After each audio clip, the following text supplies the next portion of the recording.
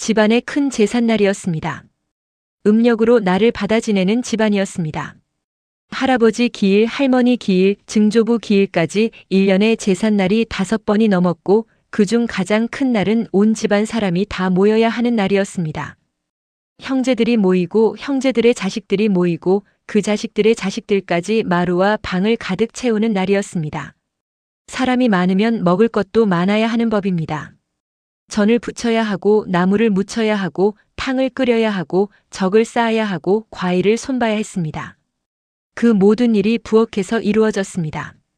그리고 그 부엌의 중심에는 언제나 순자가 있었습니다. 박순자, 57살, 집안의 막내 숙모. 그녀의 학력은 중학교 졸업이 전부였습니다. 형편이 넉넉지 않은 집에서 태어났고 중학교를 겨우 마친 뒤 바로 공장에 나가 일을 시작했습니다.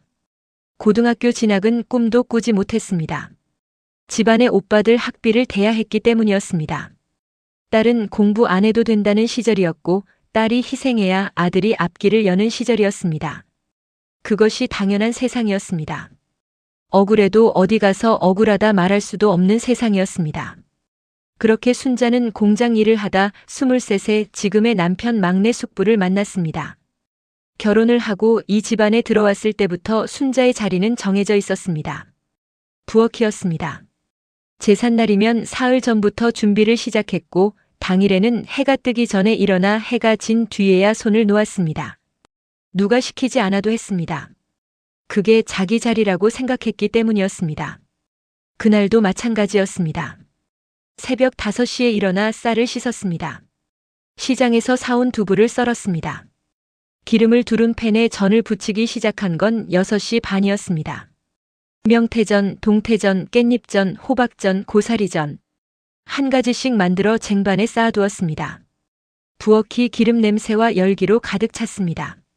사람들이 하나 둘 모여들었습니다. 서울에서 온 큰형님은 법학을 전공하고 변호사 사무실을 운영하고 있었습니다. 둘째 형님은 대기업 임원이었습니다. 셋째 형님은 대학 교수였습니다. 모두 내로라 하는 학벌을 가진 사람들이었습니다. 그 자식들도 마찬가지였습니다. 의대를 다니는 조카가 있었고 서울대 법대를 다니는 조카가 있었고 미국에서 공부하다 잠깐 들어온 조카도 있었습니다. 그들은 마루에 앉아 이야기를 나눴습니다. 세상 돌아가는 이야기, 정치 이야기, 경제 이야기, 자녀 교육 이야기. 목소리가 크고 자신감이 넘쳤습니다. 자신들이 아는 것을 서로 확인하고 서로에게 인정받는 자리였습니다. 순자는 그 사이를 오갔습니다. 음식을 내오고 빈 그릇을 치우고 부족한 것을 채워 넣었습니다. 누가 인사를 건네는 일은 없었습니다. 눈을 마주치는 일도 드물었습니다. 순자가 방 안으로 들어서면 대화가 멈추는 일도 없었고 순자가 나가도 아무도 뒤를 돌아보지 않았습니다. 공기 같은 존재였습니다. 있어야 하지만 굳이 의식할 필요가 없는. 그래도 순자는 서운해하지 않았습니다. 아니, 서운하다는 감정 자체를 오래전에 어딘가에 묻어두었는지도 몰랐습니다. 그런데 그날은 무언가 달랐습니다. 제사상 앞 상석에 앉아 계신 집안의 큰 어른. 올해 82이 되신 어른이었습니다. 집안의 모든 사람이 존경하는 분이었습니다.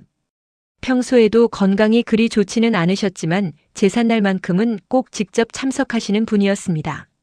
순자가 음식 쟁반을 들고 마루를 지나다 그 어른의 얼굴을 보았습니다. 뭔가 이상했습니다.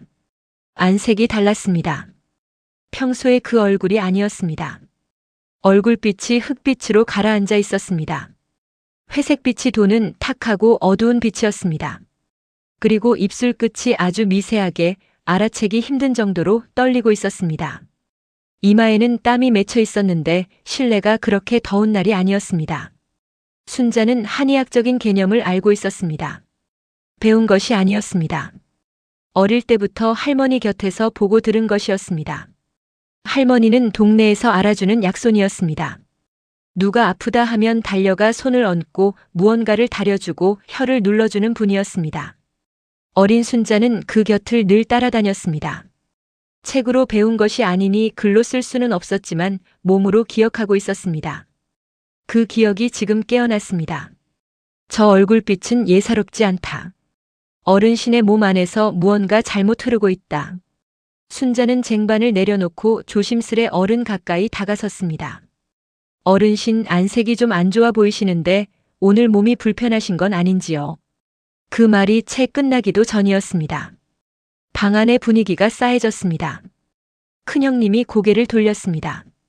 중졸 주제에 어디서 훈수야? 가서 전이나 더 붙여. 말투는 가볍게 던지는 것처럼 보였지만 방 안에 있던 모든 사람이 들을 수 있는 목소리였습니다. 조카 하나가 실소를 흘렸습니다. 다른 형님이 헛기침을 했습니다. 순자는 아무 말도 하지 않았습니다. 그리고 다시 쟁반을 들고 부엌으로 들어갔습니다. 가스불 앞에 서서 팬을 다시 달궜습니다. 기름을 두르고 전을 올렸습니다. 지글지글 익어가는 소리가 났습니다. 눈물이 나올 것 같았지만 나오지 않았습니다. 이미 너무 많이 참아온 사람의 눈은 웬만해서는 젖지 않는 법이었습니다. 가난해서 못 배운 게 죄는 아닐 텐데. 그날따라 그 말이 가슴에 비수처럼 꽂히더군요. 그러나 순자의 눈은 계속 마루 쪽을 향하고 있었습니다. 어른신의 얼굴이 마음에 걸렸습니다. 말로는 표현할 수 없는 몸이 기억하는 어떤 불안이 가시질 않았습니다. 그 불안은 틀리지 않았습니다. 제사를 마치고 음식을 차리기 시작했습니다. 온 가족이 둘러앉았습니다. 어른이 상석에 앉으셨습니다. 형님들이 차례로 자리를 잡았습니다. 아이들은 별도 상에 앉았습니다. 순자는 부엌과 방 사이를 오가며 마지막 음식을 내왔습니다. 모두가 숟가락을 들었습니다. 이야기가 시작되었습니다. 큰형님이 요즘 경기가 어떻다고 했습니다. 의대 다니는 조카가 공부 이야기를 했습니다. 누군가 웃었습니다. 누군가 맞장구를 쳤습니다. 평범한 제삿날의 풍경이었습니다. 숟가락을 든 지 얼마 되지 않았을 때였습니다. 짧았습니다. 아주 짧은 소리였습니다. 하지만 그 소리가 방 안의 모든 소리를 지웠습니다. 어른이 뒷목을 잡으셨습니다. 오른손이 떨렸습니다. 천천히 의지와 무관하게 몸이 앞으로 기울었습니다. 큰아버지, 가장 가까이 앉아있던 조카가 먼저 소리쳤습니다. 어르신. 둘째 형님이 벌떡 일어섰습니다. 어른은 이미 쓰러지고 있었습니다. 옆에 있던 사람이 받아냈지만 너무 갑작스러워 제대로 받지 못했습니다. 몸이 마루에 닿는 소리가 났습니다. 사람 살려. 누군가의 목소리였습니다. 누구의 것인지 나중에 아무도 기억하지 못했습니다. 방 안이 아수라장이 되었습니다. 의대를 다닌다는 조카가 스마트폰을 꺼내 들었습니다. 무언가를 검색하기 시작했습니다. 갑자기 쓰러졌을 때 노인 뇌졸중 응급처치. 화면을 넘기고 또 넘겼습니다. 읽었습니다. 하지만 읽은 것을 몸이 따르지 않았습니다. 손이 떨렸습니다. 배운 것은 많았지만 실제 앞에선 몸이 얼어붙었습니다. 고시 공부한다는 조카는 119를 누르려다 손이 떨려 번호를 잘못 눌렀습니다. 2번 만에 연결이 됐습니다. 수학이 넘어 목소리가 주소를 물었는데 주소를 제대로 말하지 못했습니다. 평소에 수십 번 드나든 집이었는데 그 순간 주소가 생각나지 않았습니다. 큰형님은 방 한가운데 서서 어떻게를 반복했습니다. 30년 법조 경력의 사람이 이 순간만큼은 아무것도 할 수 없었습니다. 어른의 얼굴빛이 무섭게 변하고 있었습니다. 처음엔 붉었습니다. 혈압이 치솟는 듯한 붉은 빛이었습니다. 그 다음엔 창백해졌습니다. 핏기가 순식간에 빠져나가는 것처럼. 그리고 입술이 서서히 보라색으로 물들기 시작했습니다. 호흡이 불규칙해졌습니다. 가슴이 제멋대로 들썩였습니다. 119는 오고 있다고 했습니다. 마을 외곽에서 읍내까지 구불구불한 시골길. 거리는 얼마 되지 않아도 시간이 걸리는 길이었습니다. 딱 5분이었습니다. 뇌의 산소가 끊어지면 4분에서 6분 사이 세포가 죽기 시작합니다. 그 후로는 되돌릴 수 없는 손상이 시작됩니다. 의학 교과서의 문장이 아닙니다. 살아있는 사람의 몸 앞에서 그 5분이 실제했습니다. 아무도 움직이지 못했습니다. 그때였습니다. 부엌에서 인기척이 들렸습니다. 발소리가 가까워졌습니다. 순자가 나왔습니다. 손에는 바늘 하나가 들려 있었습니다. 불에 달구어 소독한 굵은 바늘이었습니다. 오른손에 바늘, 왼손에 작은 그릇 하나. 그 안에 굵은 소금이 담겨 있었습니다. 아무도 상황을 파악하지 못했습니다. 뭐야, 저게 뭐야? 야, 막내 숙모 뭐 하려는 거야? 순자는 대답하지 않았습니다. 어른 곁으로 천천히 무릎을 꿇고 앉았습니다. 그때 큰형님이 앞을 막아섰습니다. 이게 무슨 짓이야? 무식한 게 사람 잡겠다. 비켜. 순자는 올려다보았습니다. 시선이 흔들리지 않았습니다. 형님, 비켜주십시오. 목소리가 낮았습니다. 그러나 떨리지 않았습니다. 오히려 방 안에서 가장 침착한 목소리였습니다. 뭐? 지금 나한테 비키라고? 글은 몰라도 사람 살리는 법은 할머니께 귀동냥으로 다 배웠습니다. 동의보감에 나온 대로만 하겠습니다. 잘못되면 제가 책임지겠습니다. 방 안이 순간 조용해졌습니다. 순자는 그 틈에 몸을 낮추었습니다. 동의보감에는 이런 가르침이 있습니다. 중풍으로 인하여 갑자기 쓰러졌을 때 혹은 졸도하여 의식이 흐려졌을 때 먼저 해야 할 일은 혀를 열어주는 것이라고. 막힌 기혈의 흐름을 다시 트이게 해야 한다고. 그 방법 중 하나가 십선혈을 자침하는 것입니다. 십선혈. 양손의 10손가락 끝마디 손톱 바로 아래 살 속에 있는 혈 자리입니다. 모두 10개이기 때문에 십선혈이라 불립니다. 이 자리는 기혈의 끝단에 해당하며 여기서 소량의 피를 내어 막힌 흐름을 열어주면 급격히 오른 혈압과 우렬된 기운이 한 박자 내려앉는다고 동의보감은 기록하고 있습니다. 순자는 어른의 오른손을 조심스럽게 들었습니다. 엄지손가락부터 시작했습니다. 손톱 아래 살의 가장 두꺼운 부분. 바늘을 대고 가볍게 그러나 망설임 없이 찔렀습니다. 검붉은 피 한 방울이 맺혔습니다. 검지, 중지, 약지, 소지, 왼손도 마찬가지였습니다. 10손가락을 다 맞췄습니다. 총 10방울의 피. 작은 그릇에 소금물을 적신 솜으로 닦아냈습니다. 방 안에 누구도 말을 하지 않았습니다. 그것으로 끝이 아니었습니다. 순자는 이어서 어른의 얼굴 앞으로 손을 옮겼습니다. 코와 윗입술 사이. 오목하게 들어간 그 작은 자리. 인중이라 불리는 혈자리입니다. 동의보감에서 인중혈은 정신을 깨우는 데 쓰이는 혈이라고 설명합니다.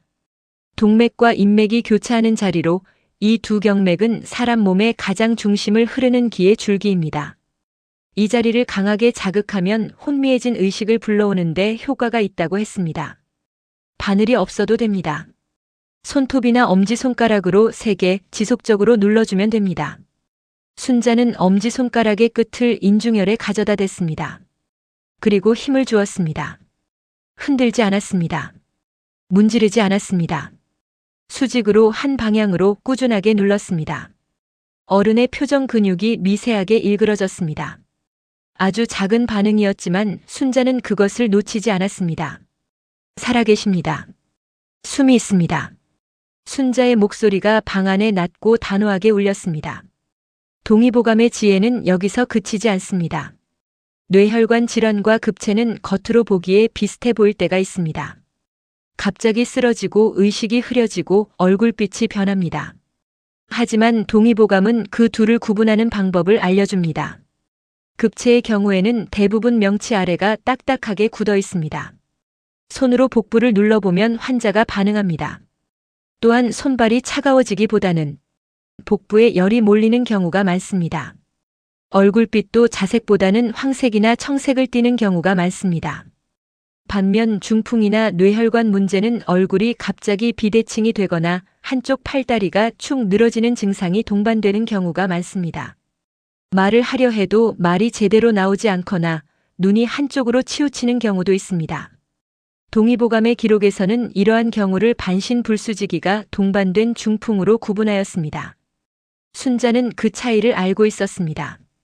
할머니에게 들었던 이야기였습니다. 눈으로 배운 것이었습니다.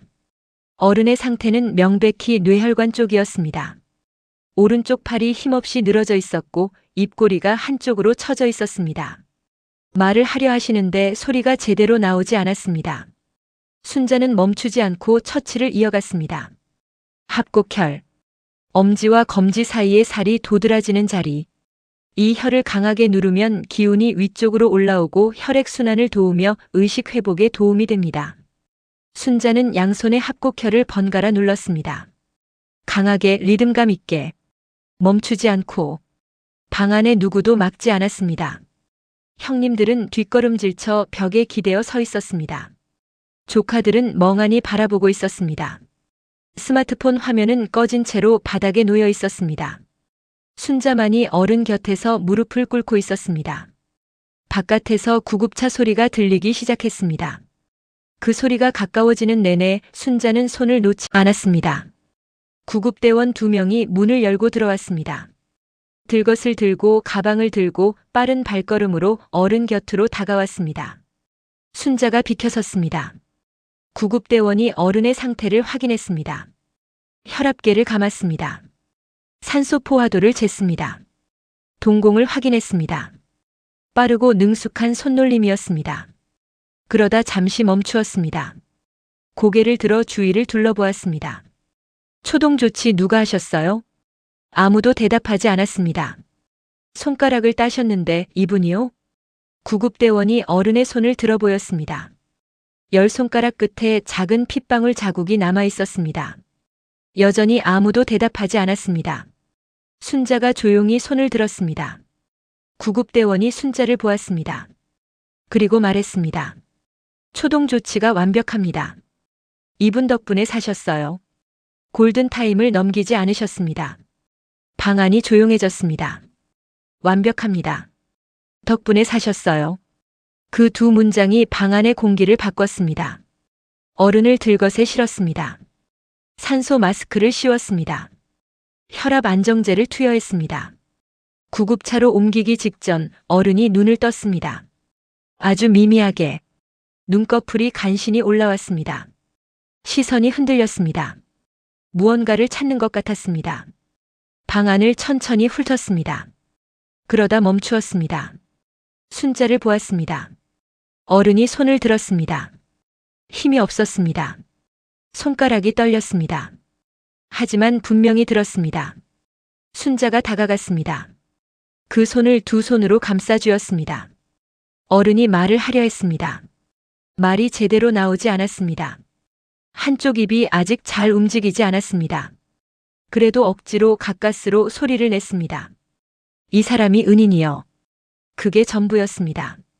하지만 그 말이 방 안의 모든 것을 무너뜨렸습니다.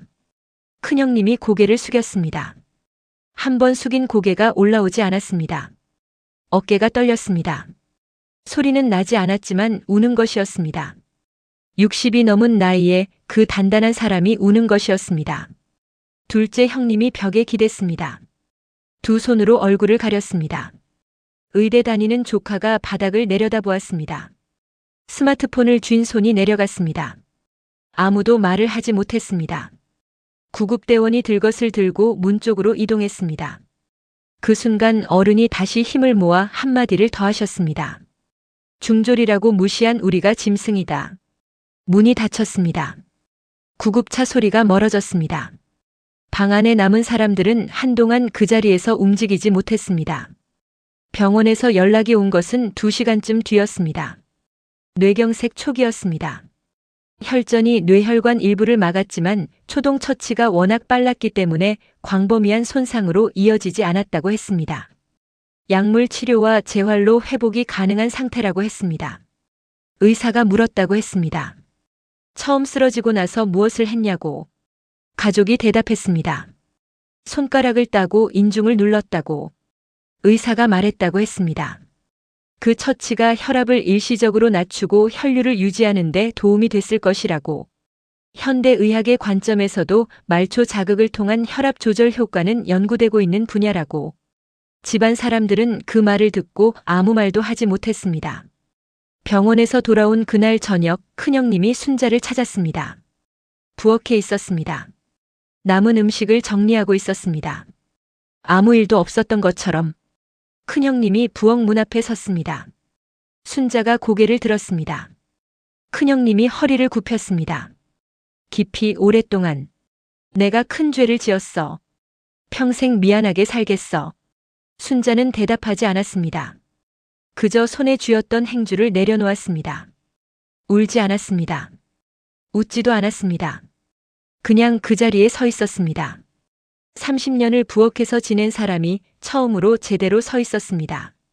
의료진이 놀랐습니다. 초기 대응이 이렇게 좋았던 경우가 흔치 않다고 했습니다. 집안의 사람들이 다시 모이는 날이 있었습니다. 퇴원을 기념하는 자리였습니다. 그날 순자의 자리는 달랐습니다. 부엌이 아니었습니다. 마루의 한 자리였습니다. 형님들이 직접 그 자리를 권했습니다. 그 후로 집안이 달라졌습니다. 어른씨는 2달간의 재활을 마치고 집으로 돌아오셨습니다. 완전히 예전과 같지는 않으셨지만 말씀도 하시고 걸으시는 것도 가능했습니다. 누가 시킨 게 아니었습니다. 자연스럽게 그러나 분명하게 순자가 앉아야 할 자리가 그곳이었습니다. 그 후로 집안에서 누군가 몸이 불편하다 하면 가장 먼저 찾는 사람이 순자가 되었습니다. 허리가 결린다고 하면 순자가 나섰습니다. 어느 혀를 눌러야 하는지 알고 있었습니다. 소화가 안 된다고 하면 순자가 나섰습니다. 족삼리 혀를 지그시 눌러주면서 잠깐만 기다리면 된다고 했습니다. 잠을 못 잔다고 하면 순자가 나섰습니다. 신문열이 손목 안쪽 어디 있는지 어떻게 자극하면 되는지 알고 있었습니다. 의대를 다니는 조카가 어느 날 순자에게 물었습니다. 숙모, 그거 어디서 배우셨어요? 순자가 대답했습니다. 배운 게 아니야. 그냥 살면서 익혔어. 동의보감은 조선 선조 임금의 명을 받아 허준이 편찬한 의학서입니다. 1613년에 완성된 이 책은 단순한 의학 지식의 집대성이 아니었습니다. 허준은 이 책을 쓰면서 한 가지 원칙을 세웠다고 합니다. 가난한 사람도 쓸 수 있어야 한다는 것이었습니다. 약재를 구하기 어려운 사람들을 위해 주변에서 흔히 구할 수 있는 재료로 대신할 수 있는 방법을 기록했습니다. 혈 자리를 누르는 것만으로도 효과를 볼 수 있는 방법을 기록했습니다. 글을 모르는 사람도 그림을 보고 따라할 수 있게 그림을 넣었습니다. 허준은 알고 있었습니다. 지식은 책 속에만 있는 것이 아니라는 것을, 사람 몸을 살리는 지혜는 골방 서재에만 있는 것이 아니라는 것을, 들판에서, 부엌에서, 삶의 현장에서 몸으로 익히는 지혜가 있다는 것을, 순자는 그 지혜의 계승자였습니다. 졸업장이 없는 계승자, 논문이 없는 계승자, 그러나 손이 기억하고 눈이 기억하고 몸이 기억하는 계승자. 졸업장이 사람을 살리지는 않았습니다. 그날 마루에 있었던 변호사도 대기업 임원도 대학 교수도 의대생도 고시생도 누구도 움직이지 못했습니다. 당황했습니다. 얼어붙었습니다. 검색했지만 손이 따르지 않았습니다. 그러나 순자는 움직였습니다. 배운 것이 없어서 겁이 없었던 게 아닙니다. 겁이 나도 몸이 먼저 알았기 때문입니다. 수십 년 동안 할머니 곁에서 그리고 삶의 현장에서 익힌 것들이 그 순간 손끝으로 나왔습니다. 진짜 지혜는 그런 것입니다. 필요한 순간에 몸이 먼저 아는 것. 이론이 먼저가 아니라 마음이 먼저인 것. 살리고 싶다는 마음이 손을 움직이게 하는 것. 여러분의 곁에도 이런 숨은 고수가 있지는 않으신가요? 어쩌면 오래된 어머니가 혹은 연세 드신 이웃이 혹은 평생 농사만 지으신 분이 우리가 미처 알지 못하는 지혜를 가지고 계실지도 모릅니다. 학벌로 사람을 재단하는 세상에서 그 지혜는 조용히 무시당하고 있을지도 모릅니다. 그게 무슨 소리야, 요즘 세상에 그런 게 어디 통해, 미신 아니야라는 말로. 그러나 기억하십시오. 동의보감은 400년 전에 쓰인 책이지만 그 안에 담긴 지혜는 허준 한 사람의 것이 아닙니다. 이름 없는 수천 명의 사람들이 살면서 익히고 전해온 것들을 모은 것입니다. 순자의 할머니가 순자에게 전해준 것처럼 그렇게 사람에서 사람으로 이어져 내려온 지혜입니다. 배움은 학교에서만 오지 않습니다. 진짜 지혜는 종이 한 장에 있지 않습니다. 이 채널에서는 앞으로도 동의보감에 담긴 조상들의 지혜를 여러분의 삶에 닿는 언어로 전해드리겠습니다. 어렵지 않습니다. 책을 읽지 않아도 됩니다. 그냥 들으시면 됩니다. 들으시다 보면 어느 순간 몸이 기억할 것입니다. 순자가 그랬던 것처럼. 오늘 영상이 도움이 되셨다면 좋아요 한번 눌러주십시오. 이 이야기가 닿아야 할 분이 계신다면 공유 한번 부탁드립니다. 그리고 구독 버튼을 눌러두시면 다음 이야기가 올라올 때 가장 먼저 알려드리겠습니다. 다음 이야기에서 뵙겠습니다. 구독과 좋아요는 큰 힘이 됩니다.